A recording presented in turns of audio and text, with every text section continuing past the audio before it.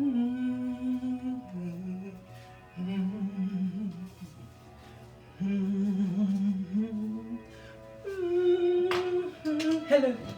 hello again, and welcome to a fifth episode of QuaranTEA Time with me, your host, Shana. Now, I know last week kind of threw you for a spell because I did not do an episode. And I know that all of the naysayers said, well, that's it. She petered out. She couldn't do anymore. Oh, but you were wrong. I am here for a fifth week because I am the baby's kids of energy. My energy doesn't die, it just multiplies. And so here I am, hosting another tea for myself, by myself, in celebration of, wait for it, me. Now, I would like to take this opportunity to thank Governor Bill Edwards and all of his staff for keeping our state safe because he believes in God and science. Imagine that. And so we continue to do our quarantine thing until May 15th. And I want to thank those first responders who are on the front lines, keeping us safe. And most importantly, I want to thank him for keeping the whole world together on one accord. We're trying to save each other. And how we do that is staying home. Please do it. Please stay home. And so, for this week's tea, we have before us some special guests, but I'll get to that after I introduce le menu. What we have? Well, we have sandwiches and a hot dog bun. It's all the rage in London, believe me, because I've been to London many times. Never.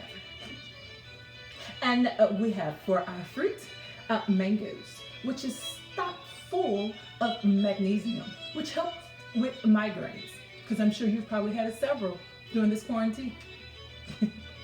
And then we have for our dessert, well, actually our scones. They're vanilla Oreos. You have to make do with what you have, baby. And finally, for the cake, instead of the fattening pound cakes we tend to serve at pastors' anniversaries, we have rice cakes. They're healthy, they're cheap, they're at the Dollar Tree, and that's probably why I bought them. And finally, we have my favorite, Tivana tea.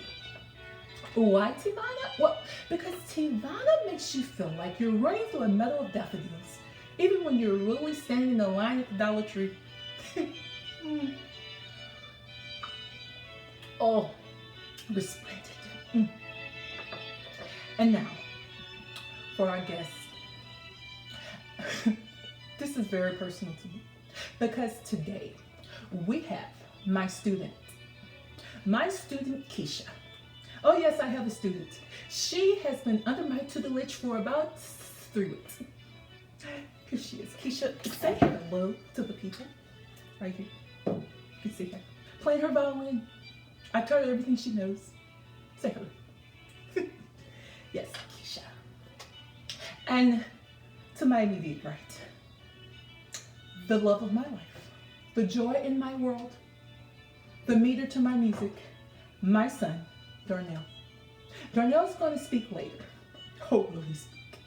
Now, the purpose of this week's theme is to talk about survival. See, during this quarantine, we thought a lot about our survival. And let me tell you, one time when I thought I wasn't going to survive, I was driving down the street around here, Plank Road, and the air conditioner was out of my car. So I rode down the windows, and the air, the Louisiana wind, was parching my lips. So I decided to go into my purse and take a little Vicks salve and just wind it up here. Don't roll your eyes because Vicks salve has many, many uses. And so as the air continued to flow in, suddenly some litter hit me in the eyeballs. And so like a normal person, I quickly wiped my eyes with it. And then in 30 seconds I went blind because I had the Vicks salve still on my fingertips. And as I was going down Plank Road, I thought to myself, Lord, what is we gonna do now? Blinded, I truly was. And I heard a voice say, just keep going. Just keep going. And as I hit each pothole, I knew that I was closer to my destination because I knew those potholes like the back of my hand. Each one brought me closer and closer to the end goal. And I finally pulled up to my house concussed, but I knew that the Lord had seen me through, because he knew those streets. He knew every detour. He knew everything that was going to come my way. And you know what that taught me? It taught me it doesn't matter the street. The street can be literal or metaphorical. Like this quarantine. He's going to drive us all the way through it. And you know what else it taught me? How to drive with my knees. Because boy, I can wheel it on 2 wheels. Unbelievable. And I also have the freshest smelling eyes you ever smelled in your life. And so that is why I want to tell you, we are going to survive. Quarantine is not going to take anything away from you if you don't let it. If you continue to believe and hope and dream and stay in your house. And finally, what I can't get through to you, I hope my son Darnell is able to communicate, because he has a little message for Mr. Quarantine. Darnell.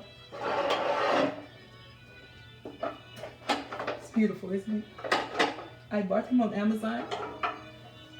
It's one of 30. Yes. And so here we go. Bear with me. Yes, Darnell, I'm hurrying up. I know.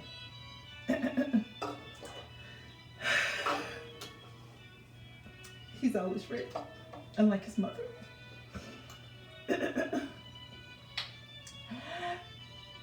Now that you're out of my life, I'm so much better. You thought I'd be broke, but now I'm so much stronger. You thought you would be over with me, but I'm harder. Thought I wouldn't grow without you, but I'm smarter.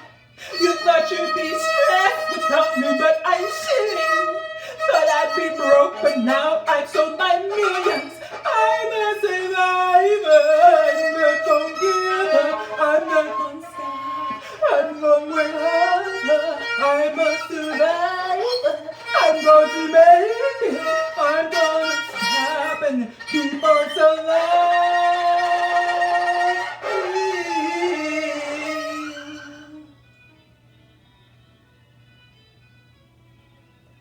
I'm so proud. I didn't even tell him that, to say that to you. But it's true, you will survive. You just keep on believing and dreaming and hoping and praying and stay in your house. I want to thank you for this week. I want to thank you for taking your time to sit here with me and to be entertained by my son, Darnell the violin. We do weddings and bar mitzvahs. We'll drive by your house and do it. Bless you. Cheers to you. Cheers to yourself. Be great. And survive. Survive. Darnell, you're getting a new waxing. I'm so proud of you. Keisha's gonna pay for it. Survive.